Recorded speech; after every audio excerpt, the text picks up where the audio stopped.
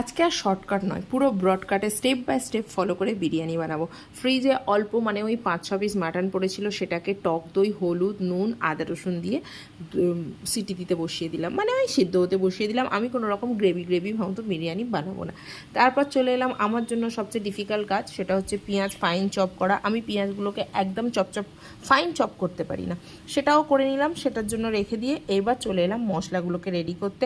মশলাগুলোকে সব measuring spoon দিয়ে মেপে নিয়ে সেটাকে ড্রাই রোস্ট করে গুঁড়ো করে রেখে দিলাম। তারপর সব কিছু কমপ্লিট হয়ে যাওয়ার পর এবার হচ্ছে সবার ফেভারিট পার্ট আমারও, সেটা হচ্ছে লেয়ারিং। প্রথম আলু, তারপর চাল, তারপর নানা রকম সব কিছু স্টেপ বাই স্টেপ। আর আমি এক্সট্রা হিসাবে ধনেপাতা কুচি অ্যাড করেছিলাম। কুচি মানে একটু বড় বড় রেখেছিলাম। একটু ইউটিউবে দেখতাম সবাই বিরিয়ানিতে ধনেপাতা অ্যাড করে, আমিও সেই জন্য অ্যাড করলাম। হঠাৎ দেখলাম আমার কাছে আতর নেই, যে রোজ ওয়াটারটা একটু বেশি দিয়ে সব কিছুকে দেওয়ার পর দমে বসিয়ে দিলাম।